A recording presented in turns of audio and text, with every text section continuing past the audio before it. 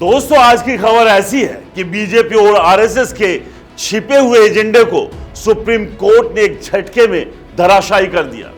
जी हां, हम बात कर रहे हैं चीफ जस्टिस बी.आर. गवई के उस फैसले की जिसने आरएसएस की उस मंशा पर पानी फेर दिया जिसमें विनायक दामोदर सावरकर को महात्मा गांधी, सुभाष चंद्र बोस और भगत सिंह जैसे स्वतंत्रता सेनानियों के कद में खड़ा करने की कोशिश थी। साथ ही इस फैसले ने विपक्ष के नेता राहुल गांधी के रुख को और ज्यादा मजबूत कर दिया। तो आइए इस खबर को तफसील से समझते हैं और देखते हैं आखिरकार बीजेपी और आरएसएस का वो कौन सा हिडन एजेंडा था जिसे चीफ जस्टिस गवई ने नाकाम कर दिया। जब से बीजेपी सत्ता में आई है तब से इतिहास को अपनी सुविधा के हिसाब से तोड़ने मरोड़ने का खेल चल रहा है।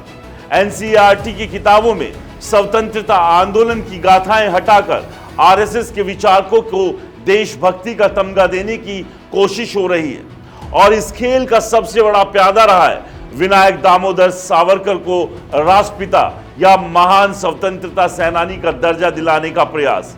लेकिन सावरकर का नाम जैसे ही सामने आता है वही पुराना सवाल उठता है, जो शख्स अंग्रेजों से माफी मांगने के लिए चिट्ठियां लिखता हो, जो पेंशन लेने को राजी हो, उसे क्या वाकई भगत सिंह या गांधी के बराबर खड़ा किया जा सकता है? यह सवाल राहुल गांधी ने भी उठाया था।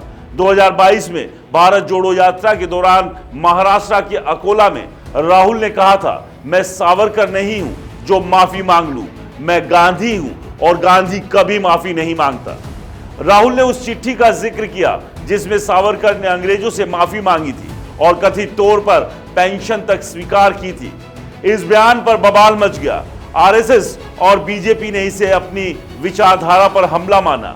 मामला लखनऊ की अदालत में पहुंचा, सुप्रीम कोर्ट तक गया। सुप्रीम कोर्ट की बेंच जिसमें जस्टिस दीपांकर दत्ता और जस्टिस मनमोहन शामिल थे ने राहुल गांधी को चेतावनी दी थी कि स्वतंत्रता सेनानियों के खिलाफ गैर जिम्मेदाराना बयान ना दे, वरना कोर्ट स्वयं संज्ञान लेगा। आरएसएस को लगा कि शायद सुप्रीम कोर्ट के सहारे वो सावरकर को गांधी नेहरू के कद का बना देंगे। इसी जोश में आरएसएस से जुड़े एक शख्स डॉक्टर पंकज फडणवीस ने सुप्रीम कोर्ट में रिट याचिका दायर की। मांग की सावरकर का नाम emblems and names prevention of improper user act 1950 की अनुसूची में शामिल किया जाए। ये वो कानून है जो कुछ खास नामों और प्रतीकों के व्यावसायिक या अनुचित इस्तेमाल पर रोक लगाता है। अगर सावरकर का नाम इस सूची में शामिल हो जाता है तो उनका कद कानूनी तौर पर गांधी, बोस या भगत सिंह जैसा हो जाता। याचिका में यह भी कहा गया कि सावरकर पर माफी मांगने या गद्दार जैसे आरोप हटाए जाए क्योंकि ये उनकी छवि को खराब करते हैं।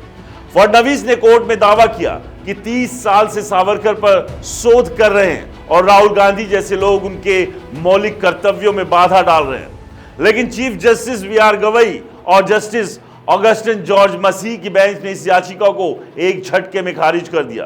कोर्ट ने साफ कहा, इस याचिका में याचिकाकर्ता का कौन सा मौलिक अधिकार प्रभावित हो रहा है, हमें इसमें हस्तक्षेप का कोई आधार नहीं दिखता। कोर्ट ने यह भी कहा कि ऐसी याचिकाएं सुनवाई योग्य नहीं है। इस फैसले ने आरएसएस और बीजेपी के उस सपने को चकनाचूर कर दिया जिससे वो सावरकर को सरकारी दस्तावेजों और किताबों में गांधी, बोस जैसे स्वतंत्रता सेनानियों की कतार में खड़ा करना चाहते थे।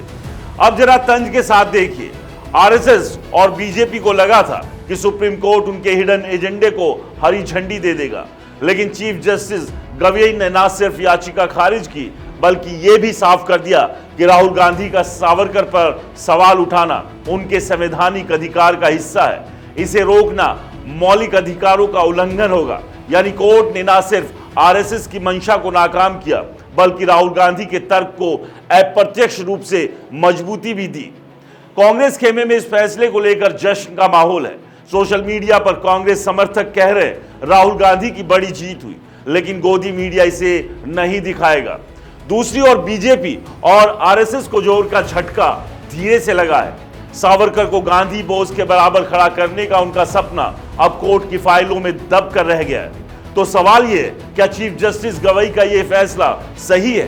क्या राहुल गांधी का सावरकर पर सवाल उठाना जायज है? और क्या सावरकर का नाम वाकई और उन स्वतंत्रता सेनानियों के साथ जोड़ा जाना चाहिए जिन्होंने कभी अंग्रेजों के सामने सिर नहीं झुकाया। आपकी क्या राय है, हमें कमेंट्स कर जरूर बताएं। नमस्कार।